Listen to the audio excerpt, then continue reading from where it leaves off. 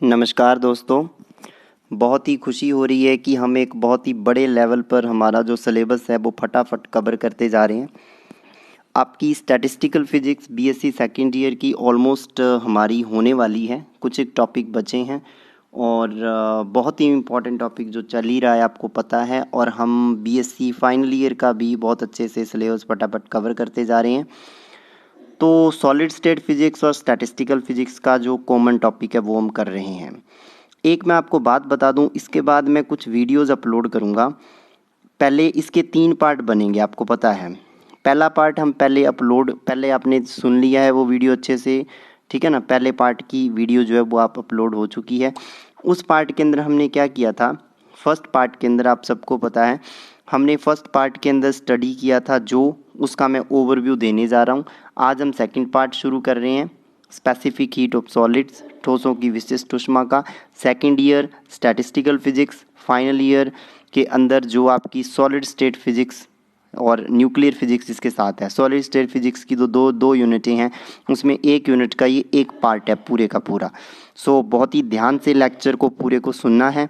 और जो पिछला लेक्चर हमने पढ़ा है, हम उस लेक्चर को थोड़ा ओवरव्यू देख लें।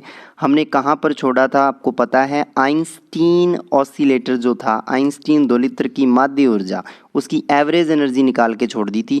कितनी निकाली थी आप सबको पता होगा। एवरेज एनर्जी निकाली थी E bar is equal to h nu upon e raise to power h nu upon KT-1। ये वैल्यू हमने निकाली थी ई बार की वैल्यू। तो ई बार की वैल्यू ये निकाल के हमने छोड़ दी थी वहाँ पे। उसके बाद आगे इसको सॉल्व करना था। आज आइंस्टीन मॉडल का ख़त्म कर देंगे पूरे का पूरा जो काम धाम है। और जो पिछला लेक्चर है जो हमने पिछला लेक्चर किया था वो आप जो आपका आई आइकन है उसके ऊपर आप क्लिक कीजिए। ऊपर वीडियो में जो आ रहा है आई लिखा हुआ राउंड के अंदर, उस पर क्लिक कीजिए। वहाँ से आपको पिछला लेक्चर की वीडियो भी दिखेगी। वहाँ पे आपको स्टैटिस्टिकल फिजिक्स की पूरी प्लेलिस्ट का भी एक ऑप्शन है, वो भी मिलेगा। और वहाँ पे आपको फाइनल ईयर की भी एक प्लेलिस्ट पूरी मिल जाएगी। वहाँ से जो वीडियो आपको देखनी हो देख सकते हो। और आगे आने वाले टाइम में जिस वीडियो की डिमांड हो वो भी आप मुझसे डिमांड कर सकते हो। खैर ज़्यादा देरी ना करें, हम स्टार्ट करते हैं। देखिए, पिछला जो हमारा टॉपिक था वो ये था, आपको पता है हमने सबसे पहले डेफिनेशन पढ़ी थी एक्सचेंज ऑफ हीट की। उसके बाद हमने, देखिए मैं थोड़ा थोड़ा आपको दिखाता जाऊंगा, आप इसको देखते जाना, आपको समझ आता जाएगा ये। फिर हमने क्या किया था, CV की वैल्यू निकाली थी कि CV ये होता है, यानी कि कहीं भी अब हमें क्या करना है, इतना ही काम करना है। फिर हमने ये लगाया था कांस्टेंट PdV होता है DW, ये फर्स्ट लॉ लगा के DV 0 हो जाता है कांस्टेंट वॉल्यूम पे। जब ये 0 हो जाता है तो हमारे पास क्या आ जाता है, CV आ जाता है du/dt कांस्टेंट वॉल्यूम V। उसके बाद यानी कि U निकालना होता है। फिर हमने पहला ड्यूलॉग-पेटिट लॉ पढ़ा था, और ड्यूलॉग-पेटिट लॉ के अंदर हमने ये सब चीज़ें पढ़ी थी, आप देख सकते हो इसका आराम से। आंसर क्या आया था ड्यूलॉग-पेटिट से, 3R आया था। अब देखिए इसी चीज़ की डिस्कशन में जब मैं डिबाई मॉडल पढ़ाऊँगा, ये जो रिजल्ट आता है ना CV is proportional to T³, ये एक्सपेरिमेंटल रिजल्ट है। और यही रिजल्ट लास्ट में आएगा जिसको कहते हैं T³ नियम, T³ लॉ। T³ लॉ किसको कहते हैं पता है आपको, जो डिबाई मॉडल होता है ना, डिबाई मॉडल, तीसरा मॉडल, पहला ड्यूलॉग-पेटिट, दूसरा आइंस्टीन, तीसरा डिबाई, जो तीसरा डिबाई मॉडल होता है उसी को ही T³ लॉ कहते हैं। और हमें वहीं तक पहुंचना है, वही निकालना है, ठीक है ना।